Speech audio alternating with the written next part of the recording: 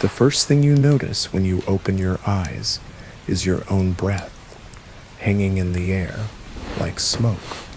The room is dim, the light outside still faint, and yet the air inside is sharp enough to sting your nose even before you crawl out from under the heavy pile of quilts.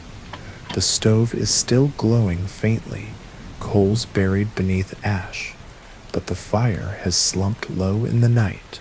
Someone must get up and feed it again, or the cold will creep deeper into the cabin, pressing against the walls, slipping through cracks, reminding everyone inside that even here, even within thick logs and layers of insulation, there is no true escape. The cabin groans as the frost tightens its grip outside. The window panes are etched with white lace, frost curling across the glass in delicate ferns. You shift beneath the covers, reluctant to break the fragile cocoon of warmth. The quilts are heavy, stuffed with wool, lined with fur, patched again and again by careful hands. They smell faintly of smoke and fabric that has absorbed years of fire. For a few moments you lie still, savoring the illusion that the cold cannot reach you, but already your cheeks tingle, your breath clouds, and you know you cannot linger. Someone stirs near the stove. A parent, a grandparent, one of the older children. It does not matter who, because everyone in the household knows the rule. The fire must never die. Hands pull on a coat even before stepping from the bedding, feet shoved into boots, still stiff with frost from the day before.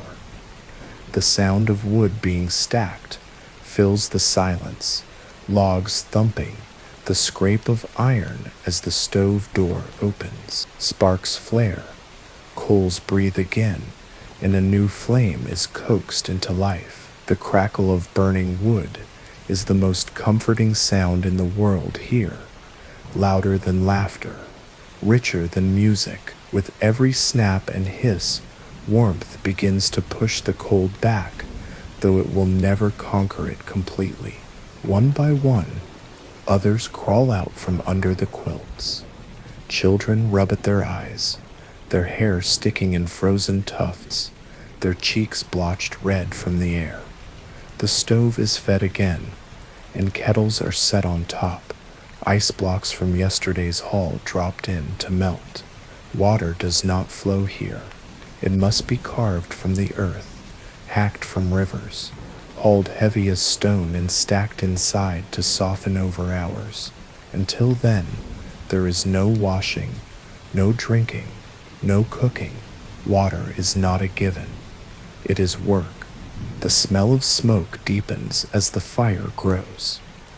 Inside the cabin, everything carries it. Clothes, blankets, hair, skin. It lingers on the tongue, sharp and bitter, but it is a flavor of safety. To live here is to smell of wood smoke, to know that without it, you are already halfway to death.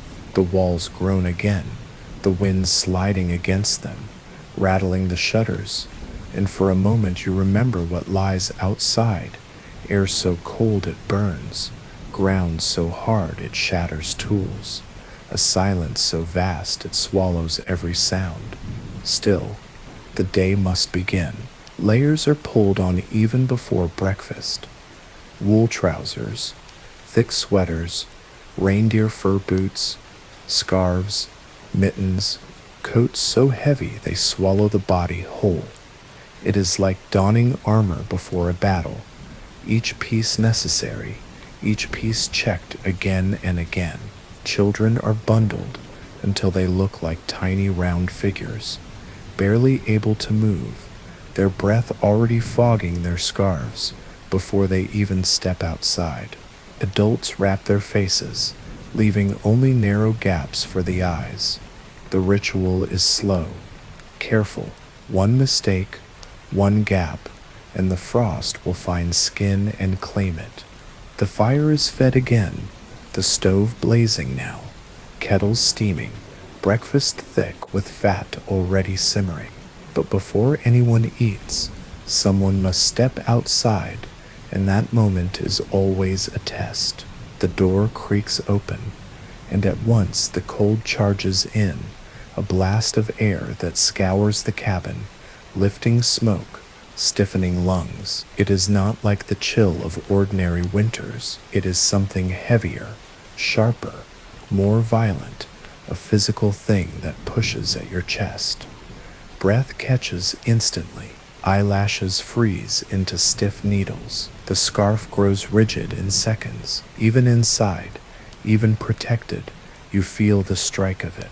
The one who goes out first walks quickly to the woodpile, boots squeaking on snow that is dry and brittle as glass.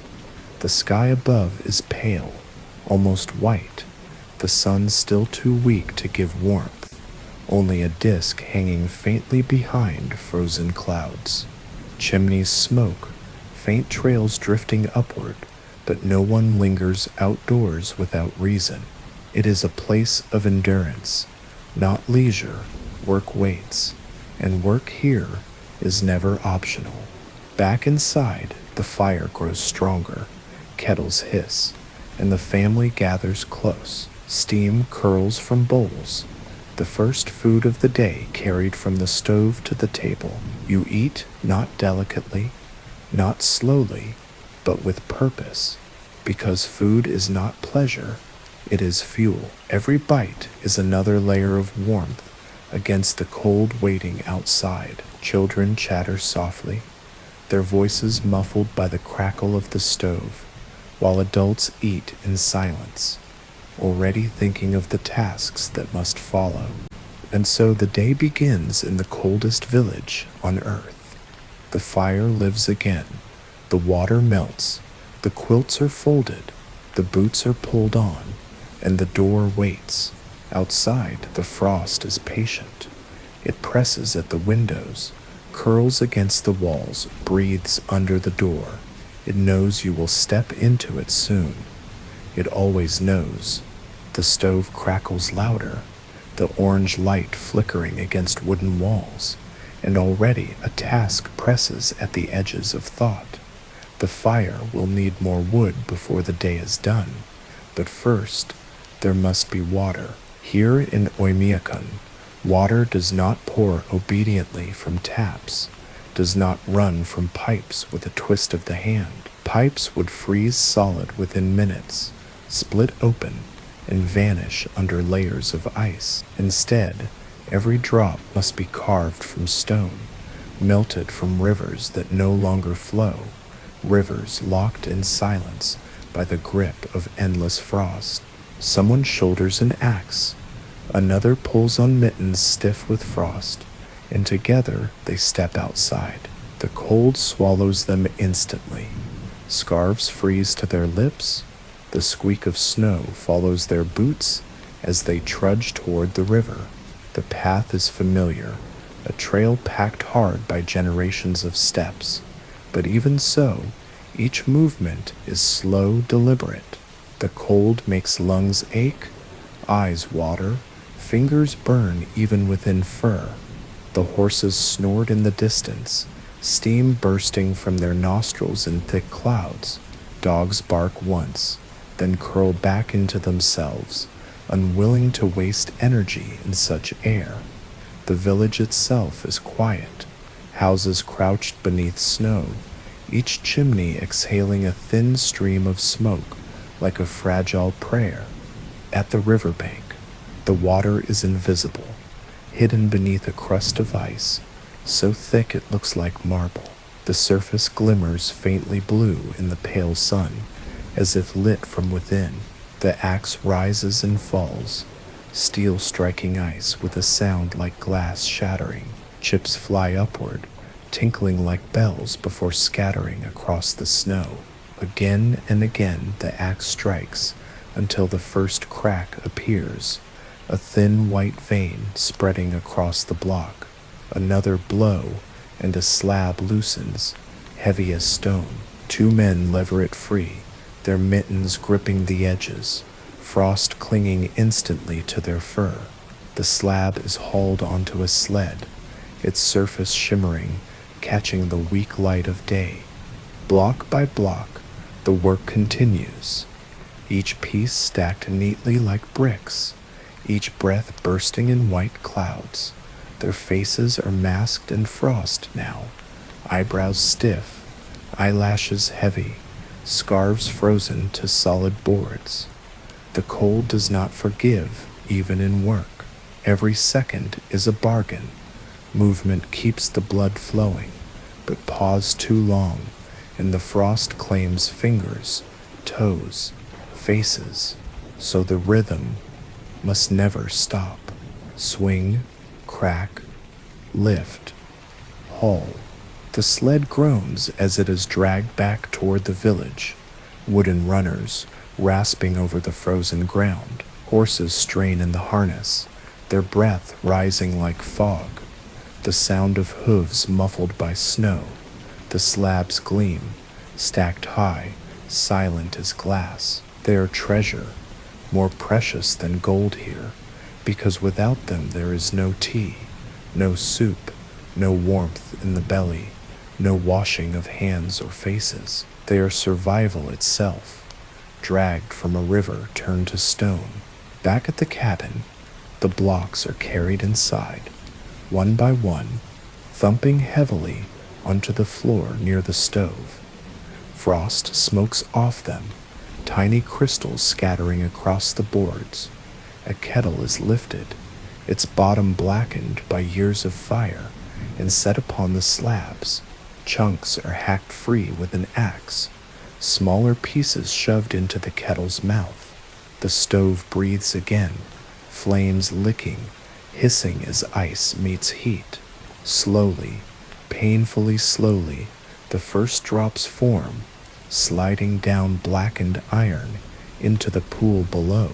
Steam rises, carrying with it the faint, clean scent of the river. Children gather near, watching, waiting for the miracle of water. To them it is ordinary, but still it holds magic. They dip fingers into the first warm trickle, licking them quickly before the cold can steal it away.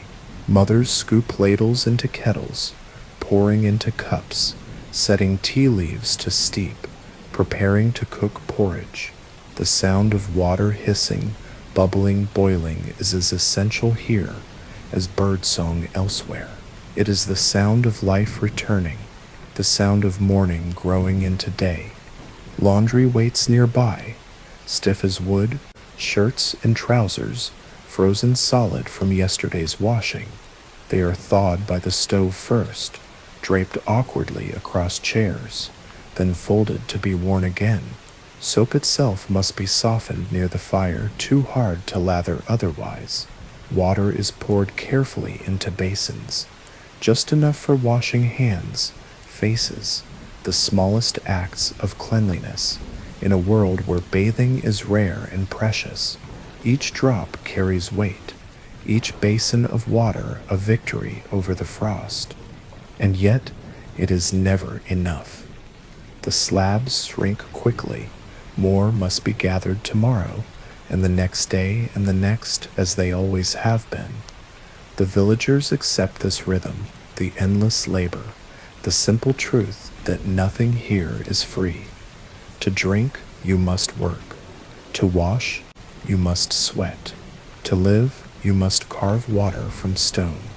You sit by the stove and sip from a wooden cup, the water now steaming, sweetened with a handful of tea leaves. It tastes faintly of smoke, faintly of the river, faintly of iron from the kettle.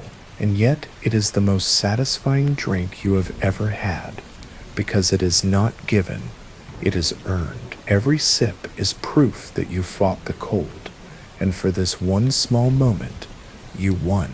The kettle hisses on the stove, and the room fills with the scent of smoke and steam, wood and iron, a mixture so familiar it is almost invisible to those who live here. Breakfast begins not with ceremony, but with survival, because food here is not an indulgence, not a pleasure to be lingered over.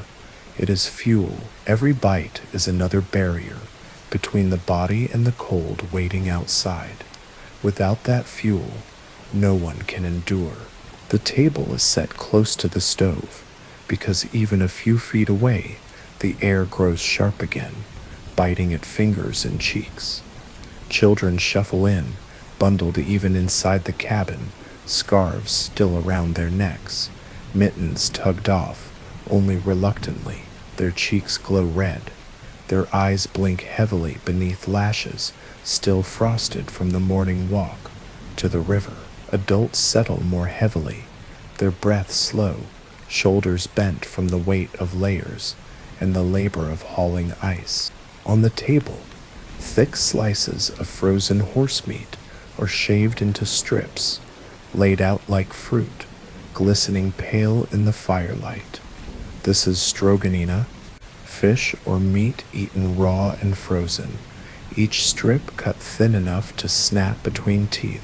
Children bite into it casually, their small jaws crunching flesh as if it were apples. The cold numbs the tongue, but the richness, the fat, the dense weight of it spreads warmth through the chest. It is not strange here.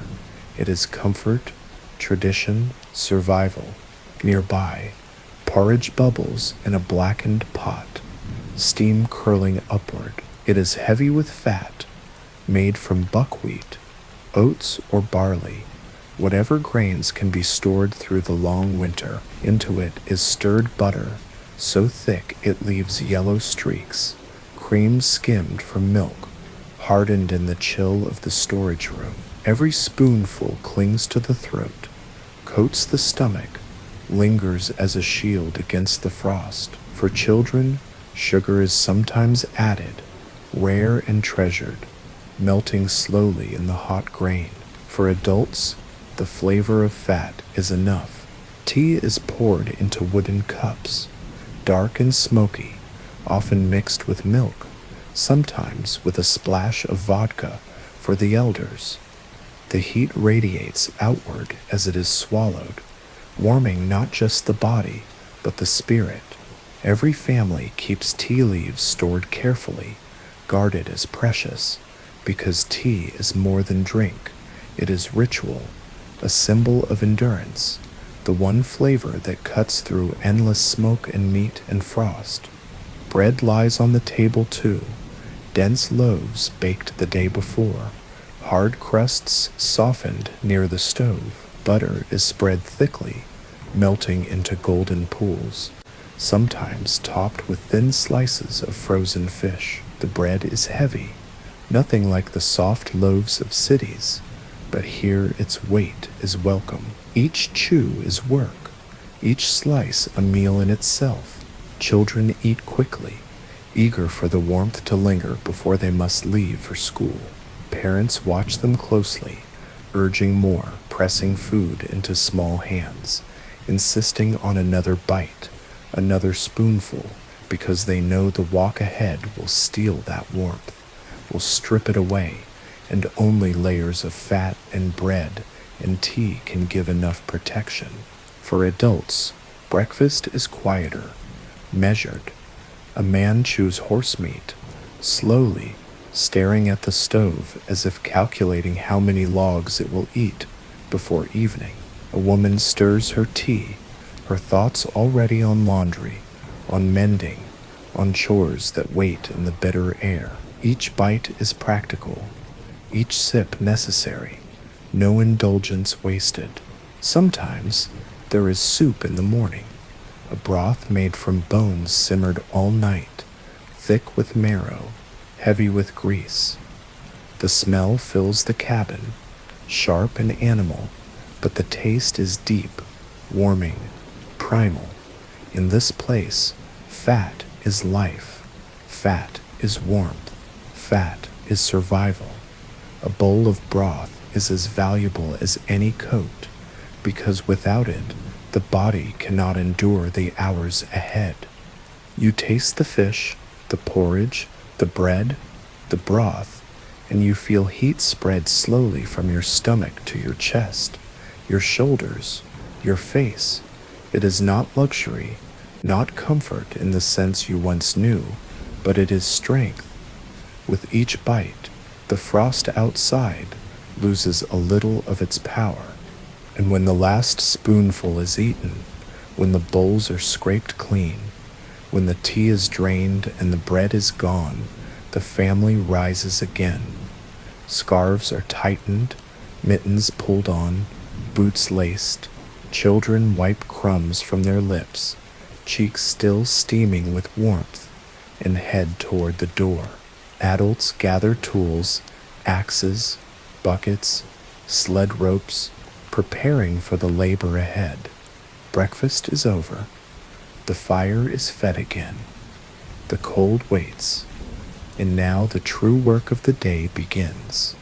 The fire still burns in the stove, its glow pushing back against the cold seeping through the walls, but already you feel the pull of the outside world. Breakfast has filled the belly, tea has warmed the chest, yet none of it will matter if you are not armored properly. In Oymyakon, stepping outdoors is not like stepping into weather, it is like stepping into battle. The first enemy is the air itself, and clothing is your only shield. Dressing is not routine. Dressing is survival. The ritual begins with the feet, because the frost will steal your toes first. Thick wool socks are pulled on, then another pair, sometimes even a third.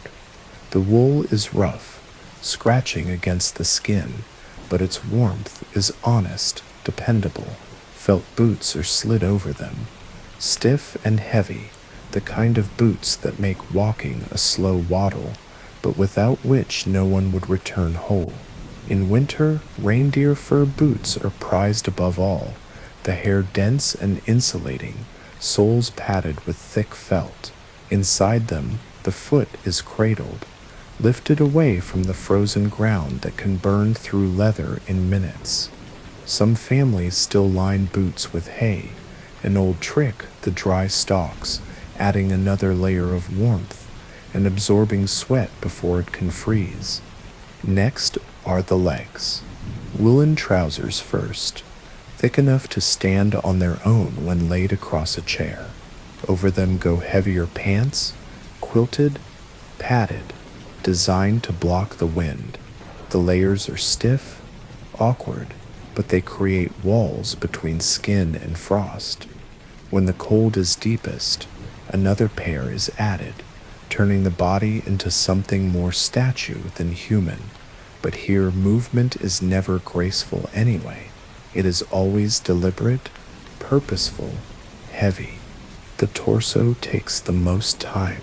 A linen shirt might go first, then a wool sweater, another over that, then a padded vest. Reindeer fur coats are pulled on last, the leather outside polished by years of wear, the inside thick with warmth. The coats are long, often reaching the knees, sometimes the ankles, so that wind cannot sneak between layers. Their weight is immense, pressing down on shoulders, but in the coldest village on earth, weight is comfort. Hands are fragile, delicate, always in danger. Gloves are useless here. Fingers freeze too quickly when separated. Instead, mittens rule the cold, thick, padded, lined with fur, clumsy but warm. You cannot write in them, cannot thread a needle, cannot carve with precision, but you can hold an axe, drag a sled, feed the stove, and that is all survival asks of hands in this place. Mittens are tied to wrists with strings, so they cannot be dropped, because to lose one mitten outside is to lose a hand. The head is the most guarded battlefield of all. A wool cap pulled low, ears hidden beneath it, then a fur hat over that. Fox or sable or rabbit, the animal's warmth borrowed for human survival. Scarves are wrapped, again and again around the lower face, covering nose and mouth until the air must be breathed through layers of fabric. Within minutes, that fabric stiffens into a mask, ice spreading across it, but still it protects. Eyelashes freeze, regardless, clumping together with crystals until blinking is an effort. The villagers know this and do not complain. Frozen lashes are as ordinary here as smoke in the chimney. Finally, everything is checked. Gaps sealed, belts tightened, scarves tucked, mittens tied, boots laced. A hand runs over seams, patting, pressing, ensuring no skin is left bare. To expose even a coin-sized patch is to invite frostbite. At 71 degrees, the cold does not give warnings. It strikes in minutes, leaving pale spots that burn, then numb, then blacken. The people here know exactly how fast it happens. They have seen fingers shortened, noses scarred, cheeks ruined. They teach their children early, never leave a gap, never be careless. The cold is patient. It waits for mistakes. Dressed at last, the body is transformed. You are heavy, awkward, wrapped so tightly you can barely bend. Your movements are slow, stiff, but this is the only way. You are no longer dressed like a human being, but armored like a soldier. Outside, the frost is waiting, and when the door opens, the battle begins. The first step onto the snow proves it. The air pierces even through the layers, searching seams, pressing against eyes. Breath freezes into the scarf, stiffening it further. Each exhale curls into a white plume, a banner of survival fluttering briefly before vanishing into stillness. Every sound is muffled, every step squeaks against the brittle snow, the only proof that life moves at all in this white, silent world. The children are wrapped so tightly they resemble bundles more than people, waddling side by side, mittens bumping against each other, scarves crusted with frost before they have even reached the gate. Adults move slower, their arms thick in coats, their boots sinking into snow with deliberate heaviness. The door shuts behind them, the warmth of the cabin sealed away once more, and now the day outside has truly begun. The children are already bundled like little soldiers, their layers so thick they can hardly bend their knees, yet the door opens, and they step out into the open air without hesitation. The cold rushes in, fierce and immediate, sliding through scarves, numbing cheeks, stiffening lashes. It stings the inside of their noses, catches in their throats, makes their eyes water until tears freeze at the corners, and still they walk, because here in Oymyakon, childhood is not spared from the discipline of survival. The road to school is short by most measures, yet in this weather, every step feels monumental. Their boots squeak in the snow, a brittle sound that echoes too loudly in the vast silence. The sky is pale, the sun weak and distant, more lamp than fire. The village is quiet, except for the steady stream of breath rising from each child, white plumes bursting from scarves, instantly crystallizing, then drifting away like smoke. At -55, school still runs. Only when the mercury drops past that mark do classes pause, and even then, not always. Teachers know the value of routine, of keeping young minds active, of proving that learning continues even when the world itself feels frozen. So the children march on, their faces hidden behind fur and wool, their mittens clumsy as they clutch satchels with books inside. The books are as stiff as boards, their pages curling in the dry air, but the children carry them proudly, knowing each lesson is a shield as valuable as any mitten. Inside the school, the stove glows red, fed all night, so the building is never entirely claimed by frost. The walls groan as the wind presses against them, the windows etched with frost that creeps inward from the glass. The classroom is small, a single room where all ages gather, no more than a handful of children at each desk. Their cheeks glow, their scarves hang stiff on the backs of chairs, their mittens rest steaming faintly near the stove as fingers thaw. Laughter bubbles up, muffled at first, then louder, because children, no matter where they are, find joy even in hardship. They study Russian, Saka, even English, their voices halting but proud as they read aloud. Chalk squeaks faintly on the blackboard, echoing through the small room. The teacher's breath fogs the air, just like theirs, but she does not complain. She has grown used to speaking in clouds. Pens scratch across paper, ink stiffened by the cold, but still they write, still they learn. During breaks, they crowd closer to the stove, their faces lifted toward its glow, like flowers toward the sun.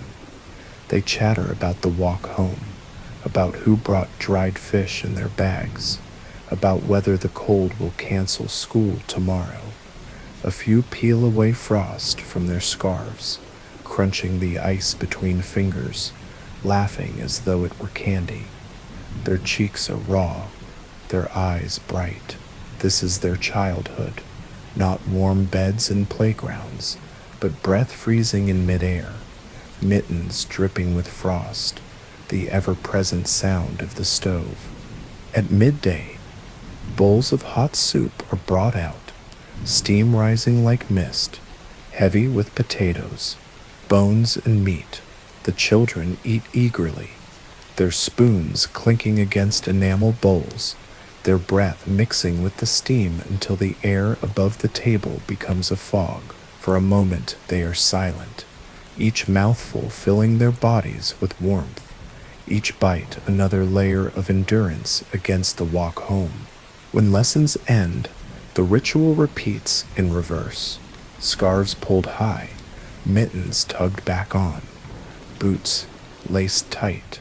They emerge once more into the air that waits with teeth bared, and their laughter continues even as frost claims their lashes again. They march home through the same silence, their voices carrying across the snow, proof that even in the coldest village on earth, childhood does not bow to frost. And as the last child disappears through a door, the road grows silent again, the snow squeaking only under the weight of wind. The schoolhouse breathes out its last smoke for the day, and the stove inside is stoked once more for the night ahead. The children vanish into their houses, scarves stiff with frost, eyes bright from the long walk home, and the village returns to its rhythm. For the adults, there is no pause, no luxury of sitting long at the table. The cold does not allow it. Work here is not a choice. It is a law written in frost and smoke, enforced by hunger and silence. In Oymyakon, the hours of the day are measured not by clocks, but by the chores that keep death at bay. The men move toward the forest, axes slung across their shoulders, sled ropes dragging behind them. Every step is heavy, boots squeaking against the snow, breath bursting from their mouths in thick clouds. Firewood is the first and last command of each day. Without it, the stove will die, the water will freeze, the air inside the house will turn as merciless as the air outside. The axe rises and falls, the sound sharp and echoing, a hollow crack that rolls through the trees. Each strike bites into frozen wood, sending splinters flying like glass shards. When the tree finally gives, it falls with a groan, the crash swallowed quickly by snow. Logs are hauled onto sledges, horses straining against their harnesses, their nostrils steaming as they drag the load back to the village. Behind the houses, women bend over laundry stiff as planks. A shirt that was washed yesterday still hangs frozen on the line, sleeves outstretched like arms reaching into the sky. She pulls it down, stiff as bark, and drapes it across a chair near the stove, where it will thaw slowly over hours before it can be worn again. Buckets of water are poured into basins, steam rising faintly, and hands are plunged in quickly, scrubbing clothes until fingers ache from the heat against cold skin. Soap is a block that must be softened near the fire before it can lather, its edges brittle as stone. Washing is not a daily chore here. It is an ordeal saved for when it cannot be avoided. Inside, another woman stirs a pot on the stove, the air thick with the smell of boiling meat and broth. Fat bubbles on the surface, yellow and glistening, and the scent fills the cabin, clinging to walls, hair, clothes. Children watch, waiting for the meal to come, their eyes following each movement of the ladle. Cooking is never delicate here. It is heavy, practical, fat-rich, designed to fuel muscles for chopping, hauling, dragging, surviving. Every dish carries weight. Every bite is a shield. Others mend clothes by firelight. Needles, thick and clumsy fingers, thread pulled through fur and wool. Mittens patched, boots restitched, scarves sewn tighter. Nothing can be wasted. Nothing can be discarded. A mitten with a hole is a hand lost to frostbite. A boot with a gap is toes gone black by morning. Every stitch is survival. Every patch another layer against the endless cold. The animals call too. Horses must be checked, their hides crusted with frost, their manes stiff as rope. They snort clouds into the air, paw at the snow, forage for buried stalks beneath the ice. Cows wait in barns, their breath turning rafters white, udders wrapped in cloth to keep the milk from freezing inside them. Dogs curl tighter against walls, their fur dusted with snow, eyes glinting from the corners of barns. Chickens huddle in small dark rooms, feathers stiff, clucking faintly against the cold. All of them must be tended, fed, watered. Without them there is no milk, no meat, no life. Everywhere, someone works. Men in the forest, women at the stove, children carrying buckets of ice or small bundles of wood.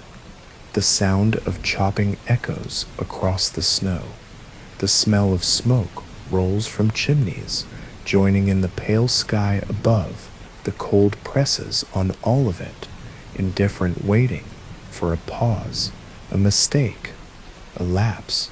But the rhythm does not break. It cannot. In Oymyakon, there are no idle hands.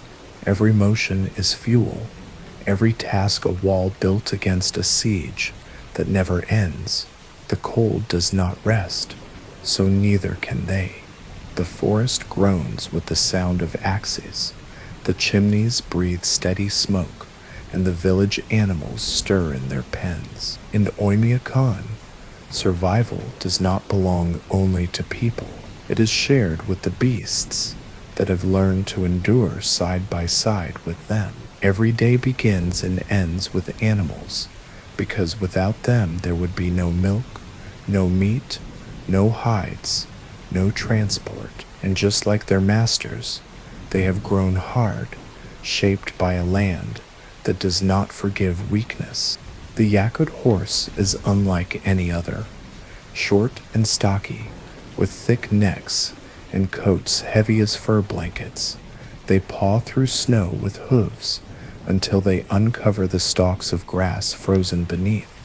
Their breath bursts from their nostrils in great clouds, freezing instantly into crystals that cling to their whiskers.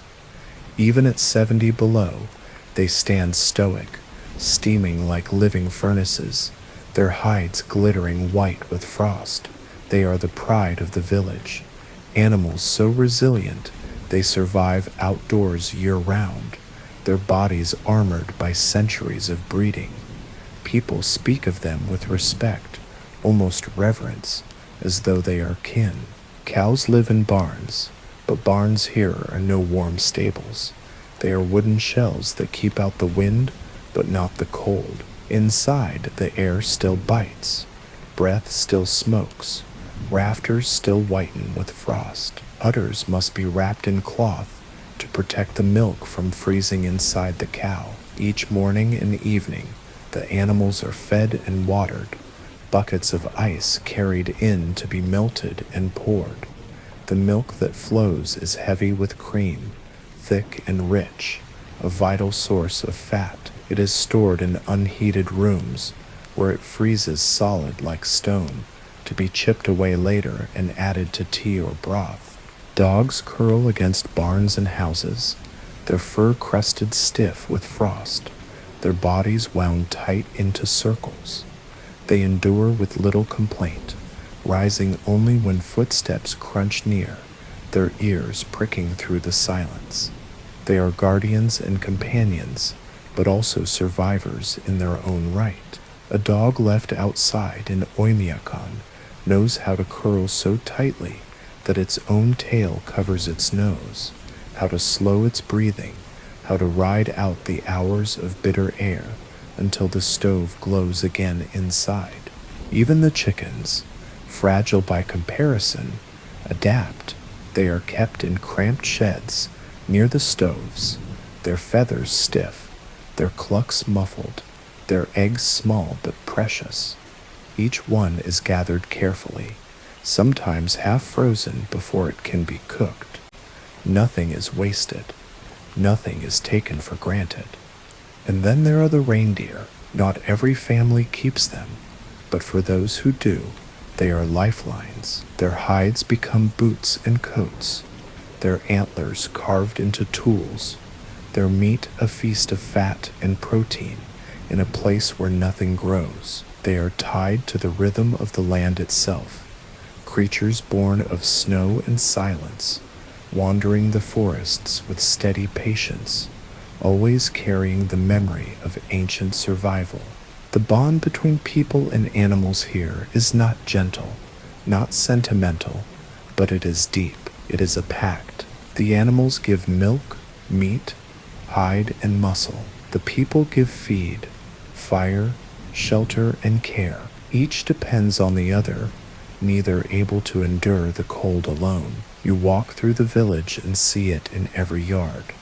The horse steaming beside a sled, the cow shifting in a frost-covered barn, the dogs blinking through snow, the chickens rustling faintly in their pen. It is life, raw and unadorned, carved into the ice like the smoke rising from chimneys. And above it all, the cold waits, pressing on every living thing, testing every heartbeat. Yet the animals endure, just as the people do, side by side in this kingdom of frost. The ground beneath your boots is not soil in the way most people know it. It is permafrost, earth locked in ice so hard that even fire struggles to loosen it. Digging here is nearly impossible. Shovels bounce back as if striking stone, picks fracture, metal splinters in the bitter air. When a grave must be carved, the villagers lay down wood and set it alight, burning for hours until the top layer softens just enough to chip away. Then the fire is lit again, another layer softened, another few inches gained. The earth does not yield. It is conquered inch by inch, flame by flame, a process as exhausting as it is cruel. This frozen ground governs everything. Houses cannot be built with deep foundations. If they were, the summer thaw would shift them, cracking beams, twisting walls. Instead, cabins rest on stilts, perched above the ice, their logs balanced carefully, so the shifting ground does not tear them apart. Pipes cannot run underground either. Any water line would freeze solid in minutes, burst, and be lost. Toilets are outside, wooden huts perched over pits that turn solid in the winter, slabs of ice sealing what the earth refuses to swallow. To leave the warmth of the stove and walk across snow to sit in that frozen silence is a hardship that cannot be softened. People move quickly, their breath puffing in clouds, their eyes watering from the sting of air that bites bare skin. They do what must be done and hurry back, boots squeaking, scarves stiffening, eager for the glow of fire again. Machines fight their own battles. Cars are never trusted to sleep. Engines must be kept alive, their steady growl filling the village, even through the long night. To shut one off is to kill it.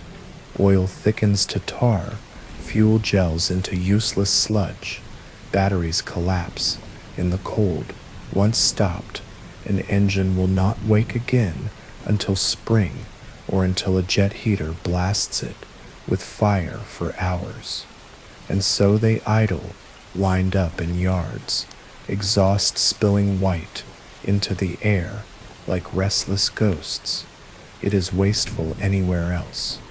Here it is survival. Even running, the machines suffer. Tires stiffen, the rubber so hard it feels like stone, refusing to grip. Glass fogs and frosts, cracks spreading across windshields with every strike of bitter air. Metal grows brittle, snapping with a sound as sharp as ice splitting in a river. A careless touch of bare skin to steel burns as surely as flame, peeling flesh in seconds. In this cold, even machines have limits. The villagers know all this and plan accordingly. Sleds are still used, pulled by horses or snowmobiles, coaxed carefully to life. Tools are kept near the stove, warmed before use, lest they fracture at the first blow. Every nail, every hinge, every chain must be treated with caution, because here the air itself is the enemy of iron. You stand in the silence and hear it, the rumble of idling engines, the hiss of smoke rising from chimneys, the groan of wood as it contracts in the frost. Beneath your boots, the earth is frozen solid, as unyielding as iron. You realize then that nothing here belongs to you, not the ground, not the water, not even the machines you built. Everything is borrowed, wrestled briefly from the cold, and always at risk of being taken back. The frozen earth is patient. It will always wait, and the people of Oymyakon know it. The river lies silent under its lid of ice, a white expanse stretching toward the horizon, smooth as glass, unmoving as stone. Yet beneath that frozen skin, life still flickers, fish moving slowly in the dark. For the villagers, this hidden stream is not a luxury. It is one of the few gifts the land still gives, a source of food as vital as firewood or water. To reach it, they cut through the ice, chisels and axes striking until a hole opens, black and yawning in the pale blue sheet. Steam curls faintly upward, the only sign that water is alive below. Men squat beside the opening, their breath pouring out in clouds, rods and lines lowered into the void. Sometimes the wait is short, and as specks attained and as something isquari, enfrelled that sinning silver, writhing briefly before stiffening in seconds. Here, the cold is faster than any butcher. The fish freezes before it can even be gutted, its body locking solid, eyes clouding white. They are carried home like boards, stacked neatly, ready to be shaved into food. In the cabin, the knife flashes. Thin curls are sliced from the frozen flesh, translucent and pale, each piece snapping as it falls. This is stroganina, the meal of the north. Fish eaten raw, frozen so hard it crunches between teeth. Children bite into strips like candy, their mouths pink with the cold, their laughter filling the room. Adults chew slower, savoring the richness, the oil, the dense weight of survival packed into every bite. It is strange to outsiders, barbaric even, but here it is ordinary, expected, beloved. The cold has robbed the land of vegetables, of fruit, of variety, but it cannot steal fish. Meat plays its role too. Horse meat is cut thick, boiled into stews, roasted over stoves, its fat as vital as its flesh. Hunters bring back hare and fox, their fur stiff, their bodies frozen in the positions they died. Sometimes wolves are taken, fierce and lean, their pelts prized, their meat a last resort. Every animal is food, every hide is clothing, every antler or bone is turned into tools. Nothing is wasted, nothing can be. And behind all this is something deeper, something older than coal stoves or idle engines. The land itself is alive to the people of Oymyakon. They whisper to it, honor it, fear it. Offerings are made to the rivers, a slice of fish cast back into the water before a meal begins. Hunters mutter words to the forest before stepping into its silence, acknowledging the spirits that wait there. Some still follow the echoes of shamanic tradition, burning herbs, singing low songs, asking permission from the cold itself, not because they believe it will change the temperature, but because respect is the only way to endure a force so absolute.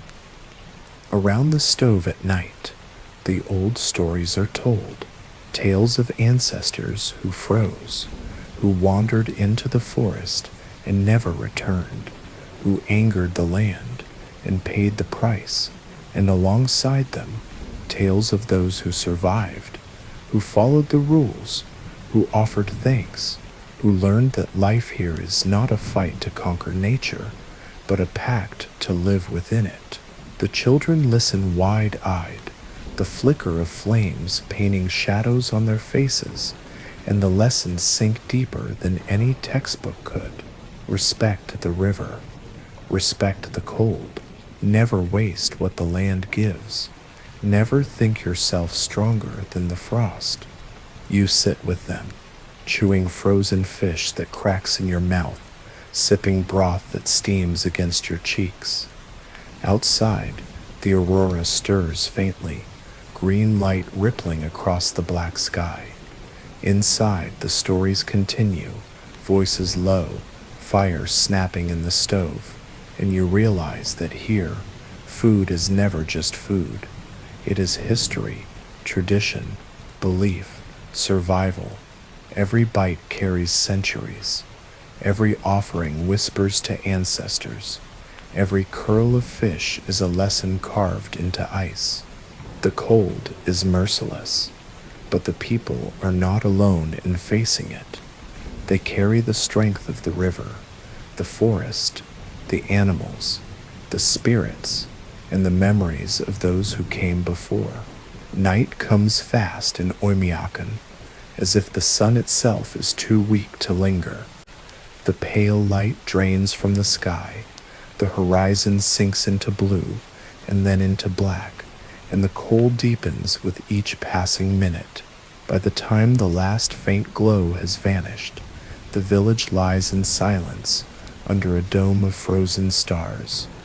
The cabins glow faintly from within, yellow squares of light shining through windows rimmed with frost, so thick it looks like lace carved by unseen hands. Smoke rises from chimneys, twisting upward in white ribbons that vanish almost instantly into the black air. The sound of engines still hums faintly, cars left idling in the night, their exhaust drifting like ghosts across the snow. Horses stamp in the distance, their bodies steaming, their tails stiff with frost. Dogs curl tighter against the walls of barns, their breath rising in puffs that freeze into crystals before they can fade. Inside, the family gathers near the stove. The fire roars again, flames licking logs, shadows dancing across wooden walls.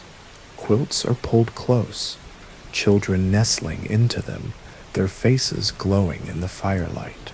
Adults sit heavier, their bodies tired from the day's endless rhythm of chopping, hauling, melting, tending. A pot simmers, broth bubbling slowly, the smell rich with fat and bone, filling the cabin with warmth that feels almost alive. The kettle hisses softly, tea steeping, the scent of smoke and leaves curling into the air. Conversation is quiet.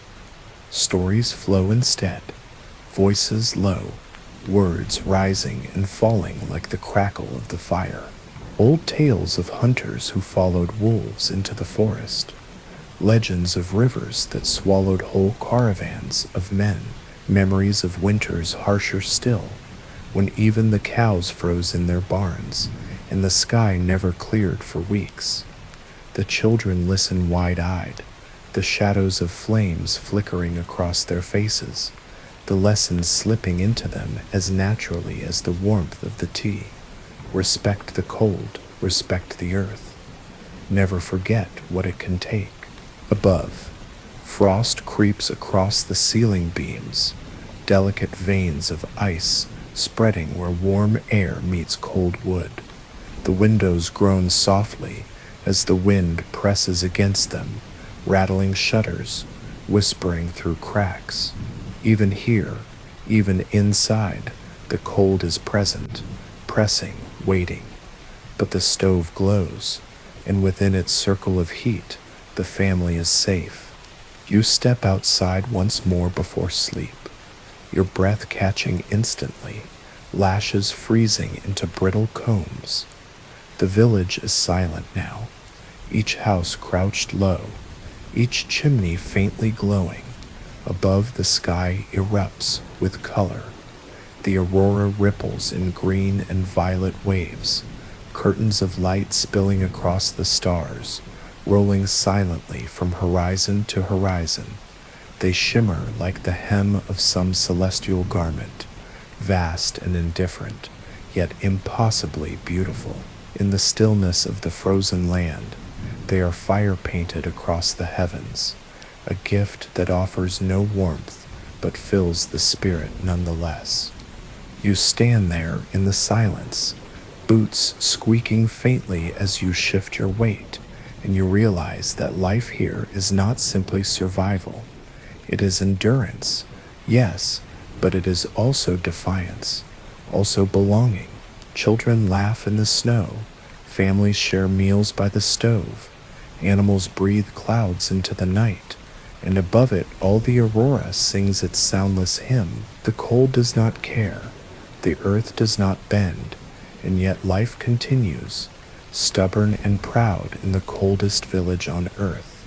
When you step back inside, the quilts are waiting, the fire is fed again, and the long night stretches ahead. You lie beneath the heavy layers, the weight pressing against your chest, the sound of logs snapping in the stove, lulling you. The cold is outside, patient, eternal. But inside, for now, there is warmth. For now, there is survival. For now, there is life. And tomorrow, the same rhythm will begin again, even after the family settles into quilts, and the stove hums with its steady glow. The village itself does not fully sleep. There is always something stirring, always some duty that must be tended even in the blackest hours of night. The cold never rests, and so neither can the people who live under its rule. The men rise quietly, boots thudding against the wooden floor, mittens pulled on with a sigh. They step outside into the silence, their breath snatched instantly by the air, scarves stiffening with every exhale. The horses must be checked, their bodies steaming in the dark, their manes stiff with frost, their hooves crusted with ice. A bucket of feed is carried to them, each grain clattering as it hits the trough. The animals shift, their eyes gleaming faintly, their nostrils hissing plumes of white. Without them, there will be no sled tomorrow, no transport, no meat if times turn desperate. They are as fragile as they are necessary, and they cannot be ignored. Elsewhere, a woman tends to the cows in the barn, her lantern swinging, the light carving a small pool in the darkness. The animals low softly, their breath rising in clouds, rafters shimmering with frost. She rubs their flanks with cloth, checking udders for ice, adjusting the wraps tied around them. She whispers as she works, soft words meant as comfort, though the cows likely do not need them. They stand stoic, as they always do, but still she gives her voice, because in this place survival feels less lonely when it is shared. Back in the cabin, the fire is fed again. Logs are stacked into the stove, coals stirred until sparks rise, flames licking higher once more. The room warms, quilts loosen, children sigh in their sleep, but the fire's appetite is endless, and someone must always be ready to wake and feed it. The duty is rotated quietly, each adult rising in turn, each one leaning close to the glow, their faces bathed in red light as they shove more wood into the hungry mouth. To let the fire falter, even for an hour, is to risk waking to ice creeping over the walls, to water frozen solid in the kettles, to air inside as sharp as the air outside. Even the dogs stir, padding through the snow, their paws crunching softly, their ears twitching at sounds only they hear. They circle the barns, noses lifted, tails stiff, guardians even in the stillest hours. Sometimes they bark once, sharp and sudden, their breath exploding into the black air, then fall silent again. Their presence is as much a comfort as the fire, another layer of vigilance in a place where carelessness is always punished. The village itself seems asleep, but it is not. Chimneys still exhale faint trails of smoke. Engines still rumble in the distance, their steady hum refusing to falter. Somewhere, a tree splits in the forest, a crack like a rifle shot rolling through the silence. Somewhere else, snow shifts from a roof, sliding in a heavy sheet that lands with a muffled thud. The land speaks in small ways, and those awake in the night listen. Inside again, the family breathes in unison, children curled against one another, adults lying close, quilts heavy across them all. The fire crackles, the kettle hisses faintly, frost etches further across the windows. Outside, the aurora shimmers, faint now like a curtain pulling slowly closed. It is not true sleep that fills these hours, but a cycle of waking and resting, of tending and feeding, of watching and waiting.